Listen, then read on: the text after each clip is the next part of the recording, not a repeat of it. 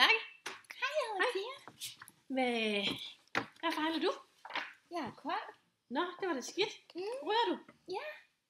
Nå, det var da dårligt. Det ved jeg nu ikke. Jeg er meget glad for at ryge. Hvor meget ryger du?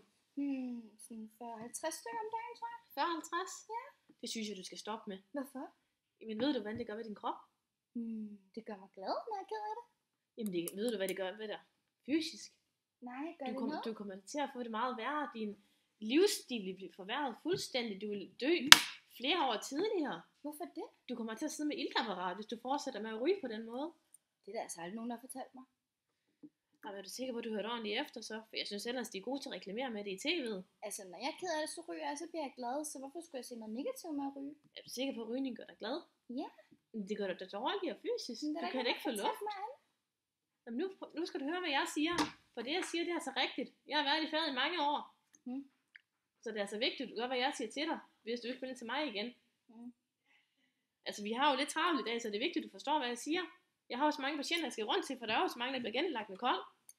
Jeg er klar over, hvad det gør ved sygehuset. Men jeg er så stresset, jeg har så travlt. Nå, men hvor var det, vi kom fra? Hvordan var det, du havde det? Jeg har det ikke så godt. Nå, men hvordan har du det ellers? Jeg hoster meget, det plejer jeg ikke at gøre. Du hoster meget? Ja. Hoster du noget op? Ja, sådan noget grønt slim. Grønt slim? Ja. Nå, har du været tegnet læge med det? Ja, men han har jo sendt mig herop. Nå. Du har nok prøver på dig? Nej. Nej? Hvad med derhjemme?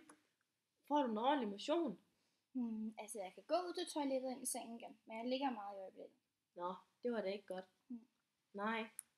Måske skulle du finde noget hjælp til dig derhjemme, så du kunne lære nogle øvelser til at trække vejret. Jeg er sikker på, at der er en fyster, der kan komme og snakke med dig, for jeg har godt nok ikke så meget tid til at forklare dig, hvordan det hele hænger sammen. Men læge sagde, at du ville snakke med mig og hjælpe mig, at jeg kunne blive indlagt og få noget medicin og sådan.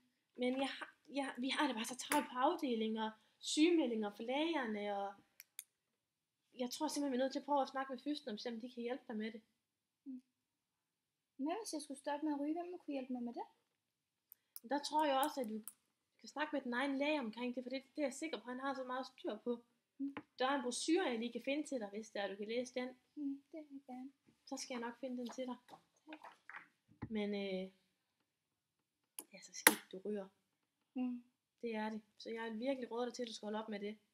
Og det er vigtigt for mig, at du forstår, at du skal holde op med at ryge. Det er det godt nok. Så pause.